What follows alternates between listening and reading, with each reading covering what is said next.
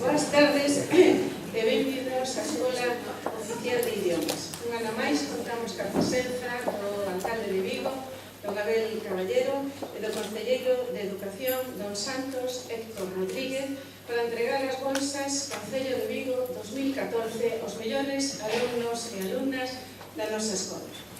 Felizmente, este curso, o Departamento de Xaponés será o 7º Departamento de Linguas Estranxeiras que tamén participe por primeira vez destas bolsas.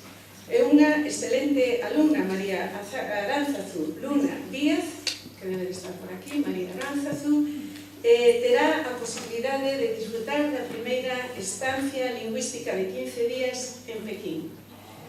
Cando de rapaza eu lía as viaxes de Marco Polo, nunca pude imaginar que a Escola Oficial de Idiomas de Vigo ia contar con unha embaixadora en China. Desesámoslle que aprenda moito e que deixe o noso pabillón ben alto.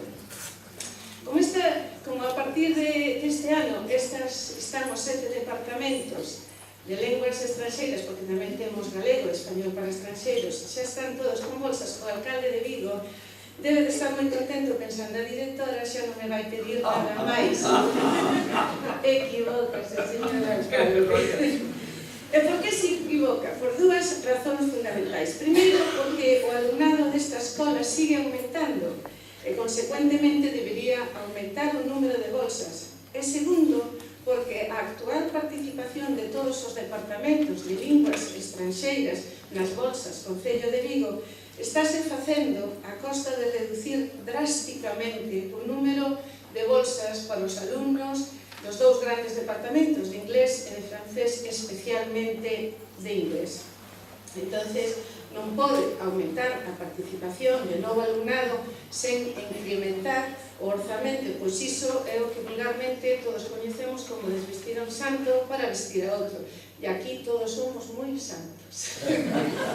Entonces, eu ben sei das dificultades que se atopa a alcaldía para manter e aumentar as axudas lingüísticas. Tamén me consta que o alcalde de Vigo é probablemente o alcalde de toda España que máis aposta polas estancias lingüísticas como política de igualdade e inversión económica de futuro.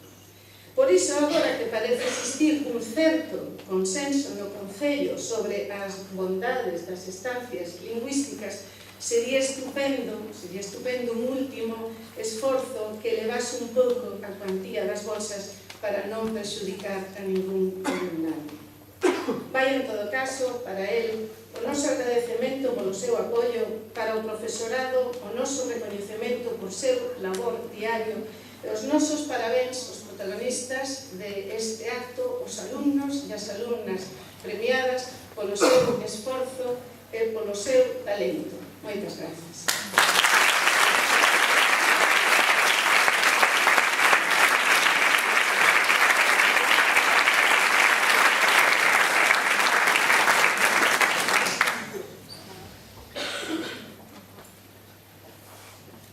Querida Cristina, viñamos no coche Santos Héctor, que é o concelleiro de Educación, me decía a ver que nos pide esta vez a directora da Escola de Idiomas, porque isto é unha especie de liturxia continuamente plantexada. Eu quero dicir, é imposible encontrar unha directora tan extraordinaria como Cristina. Imposible.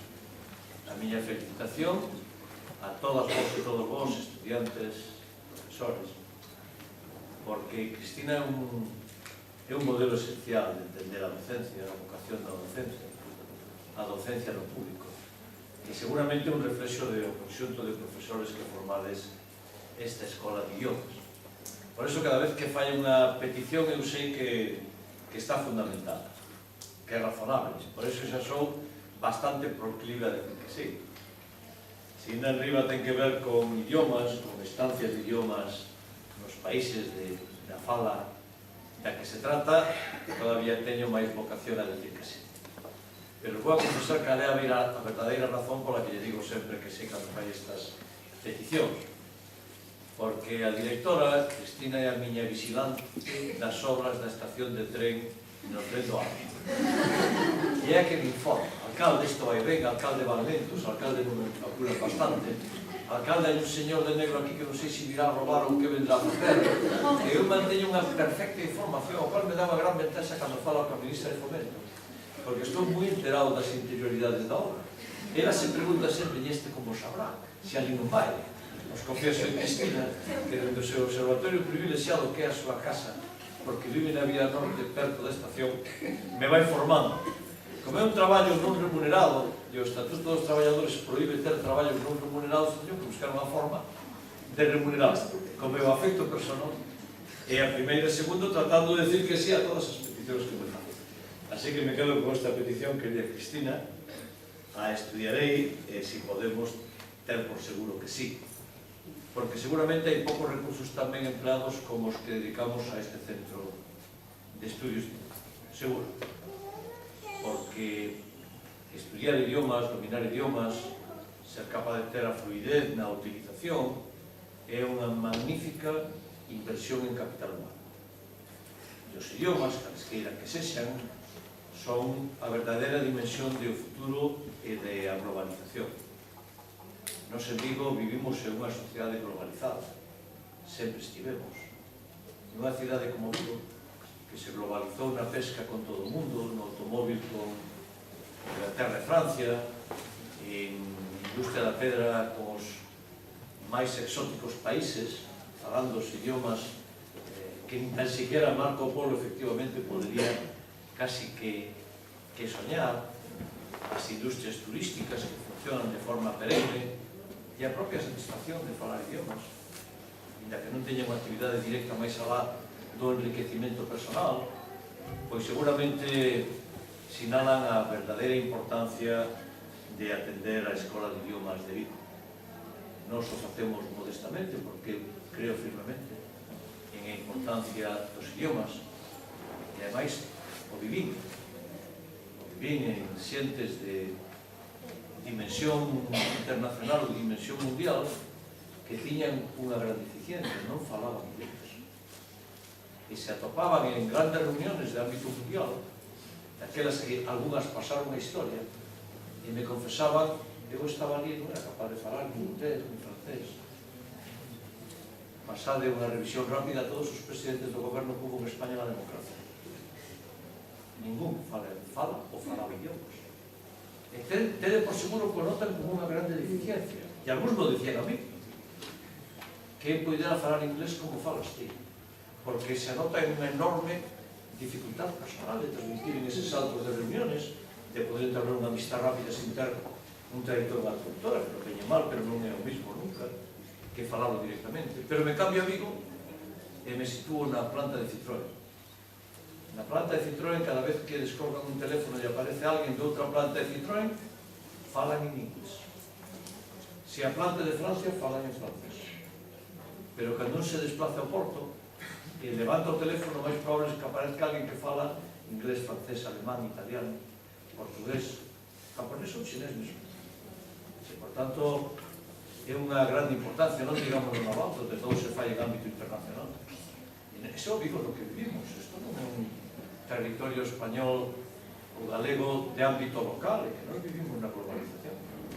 Iso considero da máxima importancia conocer idiomas, ser capaz de dominalos, ser capaz de falar en eles, usar no traballo, ou mesmo de ensinalos en algún momento. Por eso teño que felicitar a todas e todos, teño que felicitar aos profesores e as profesoras da escola, falo sempre na persona de Cristina, e mostraros a miña satisfacción por o grande traballo que facéis, por o número de estudiantes que hai en esta xa internacional escola de idiomas, e, por tanto, que seipades que, tanto nos podamos, pois seguiremos atendendo estas becas. Por outra parte, en unha cuantía que se pode aumentar e que aumentaremos, seguramente este ano non vai a ser posible, pero eu vou seguir das cada algúns anos.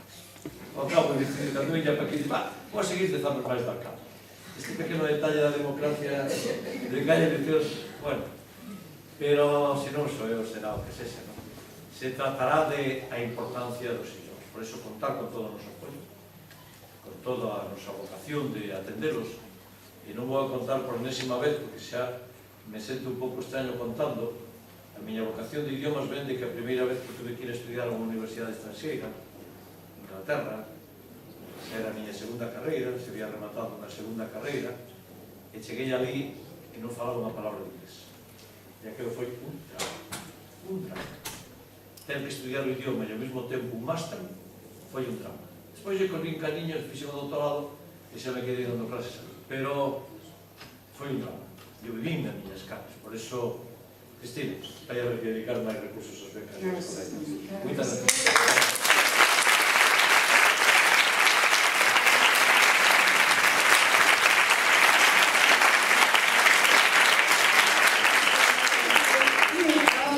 De seguido, coa axuda de Alicia, a vicedirectora, pois o alcalde, e seguramente tamén coa axuda do concelleiro, imos ir entregando as bolsas personalmente a cada un dos alumnos e das alumnas premiadas, que a próxima semana, de feito, os que ides a Londres a saides o día 13, non é así?